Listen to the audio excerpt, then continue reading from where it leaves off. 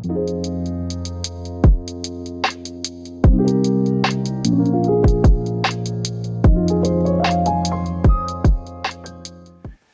everybody, welcome back to The Pressing Matters. I'm Scott. Thank you for tuning in today. Thank you for your support. Today I'll be talking about another title in the RCA Victor Living Stereo catalog.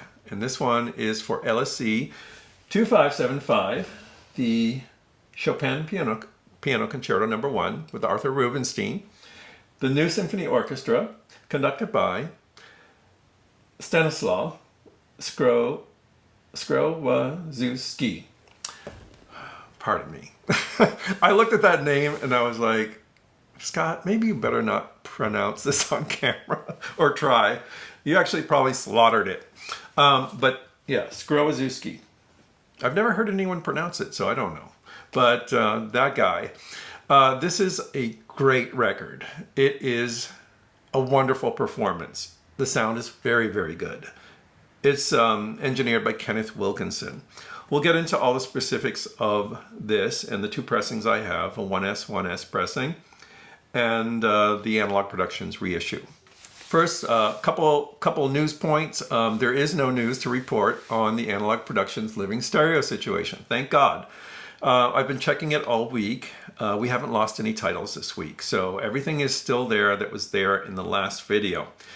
The only change I noticed was that Debussy La Mer has risen to the #1 seller spot. So if you haven't seen the Debussy video, in that case, I gave the Analogue Productions a rave review. It was so much better than the other 3 pressings that I had. I was very, very excited and enthusiastic about it. So watch that video if you haven't seen it. If you're on the fence, it's probably a good time to act if you can to get that one. I don't recommend everyone. I always point out the differences I heard, and in that case it was just night and day difference. I also assembled a Living Stereo review playlist.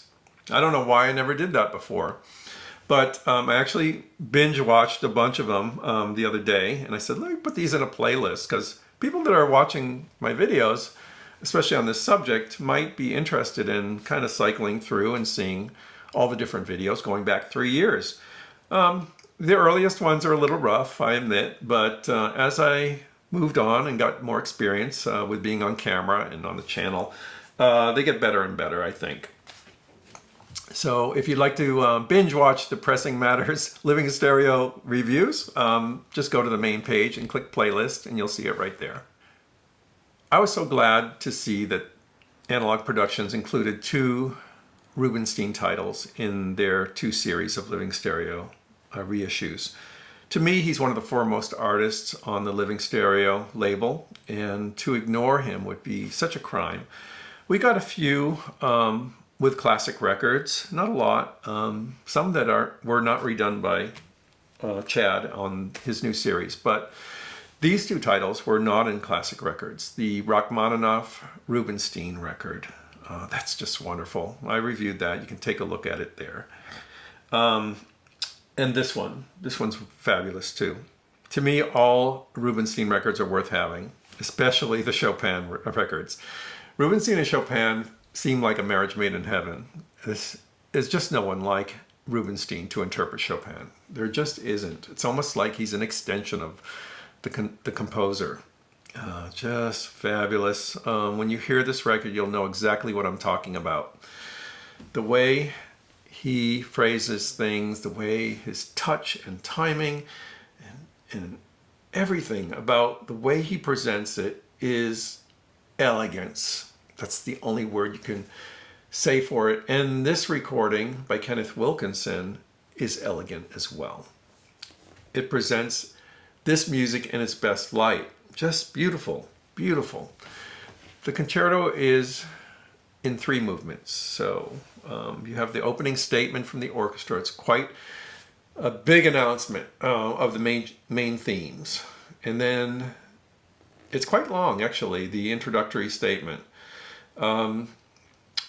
I read that some conductors sometimes cut that a little bit so that the soloist appears earlier and people don't get like, where's the soloist? Well, I don't mind waiting because when he comes on, you're like, oh, everything quiets down. And just beautiful, beautiful piano tone. Wonderful touch and phrasing. It's just gorgeous. He repeats some of the themes from the main statement, and it's wonderful, just wonderful. The second movement is a little more lyrical and softer. Some beautiful playing, just lovely. The strings, of course, surrounding him. And then the final movement picks up the pace a little bit with the more jaunty kind of finale. And it's really a beautiful concerto, just wonderful. It's really interesting to hear him do the little trills and embellishments throughout this piece. They're just perfectly chosen and timed. Everything seems like it could never be done better. Also, the sound seems like it could never be done better on the 1S pressing. I've talked about 1S pressings before. I had one for recently for the Sibelius, and I really liked it. And I've kind of gotten a little focus on these for comparisons. I'm going to have a little help from one of the viewers on the channel who's offered to send me 1S pressings to do comparisons, to borrow them, not give them to me. He's got a 1S for this, so we'll have that coming up. And for the Four Seasons as well. Also, I have another viewer and fan of the channel who has sent me some very rare 1S pressings as a gift. And I can't be more grateful for that. I don't think I would ever find these otherwise. This one is the Dvorak Slavonic Dances. And this one I have in a classic, so I will do a comparison for that. This one, I think I have a late pressing of this. So this is Debussy and Ravel quartets, Juilliard String Quartet, a very rare record. And this is the 1S pressing. I'm so grateful to get those. Thank you so much to that viewer who sent those. 1S pressings have a special magic. I talked about this before, and it's really hard to recapture it again. In the case of this one, this is my original. I've had this for a long time.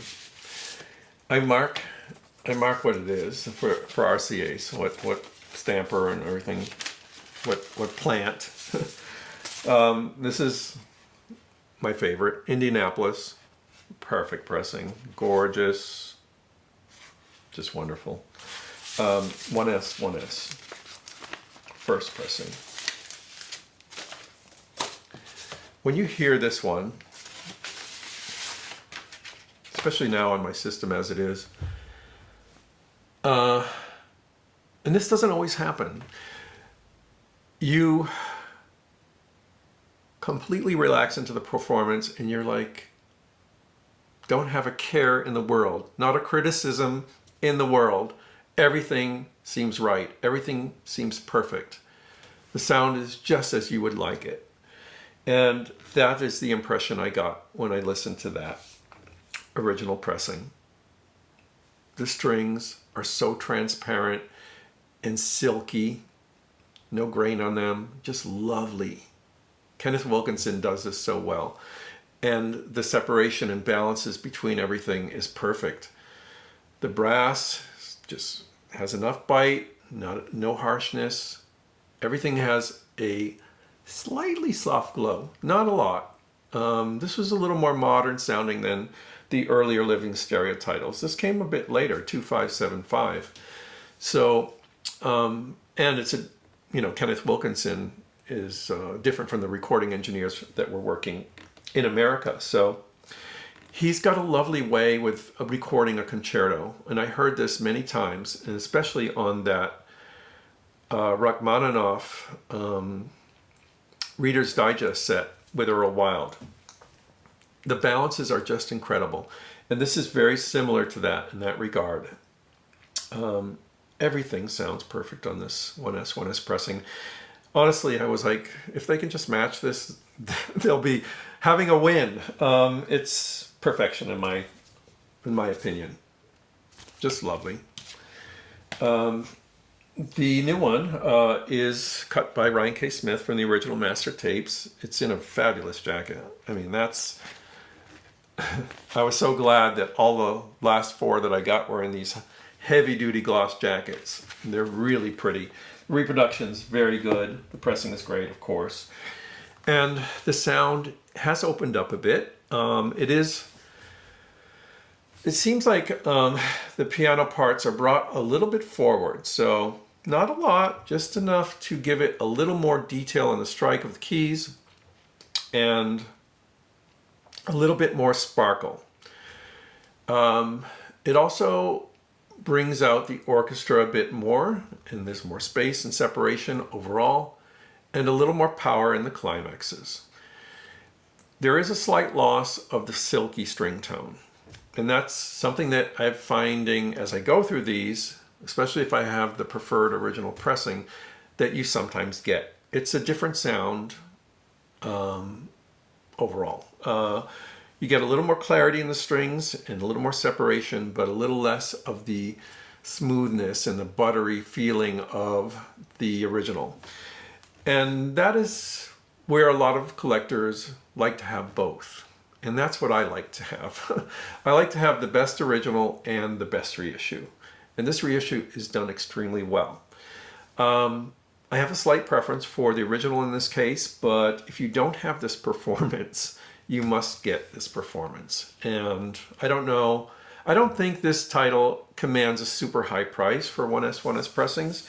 You could probably get one for similar to what the reissue costs. So you have two choices here. One will appeal to living stereo aficionados that love the original living stereo sound and are willing to sacrifice a little bit of detail and clarity for that warm, silky sound on the strings and so forth. It's a personal preference. There are others that would find that kind of old-fashioned sounding, and would like a clearer, more dynamic, and more present version, and that is the analog production. So those are the differences I heard. I do have a slight preference for the romantic sound of the original, but either way, any way you hear this, it's a must-have. This performance is just magnificent. Rubinstein seems like he has a direct connection to Chopin in this, and it's like it's flowing through him right into the keyboard. It's amazing, amazing, and the recording is so good. A really nice living stereo title. I'm so glad I got it, and I'm so glad I have an original too in this case. Both are wonderful. So those are my thoughts on the Rubinstein Chopin Piano Concerto No. 1. Let me know what you think in the comments. Until next time, losing my voice. Until next time, I'm Scott for the Pressing Matters. Have a great day.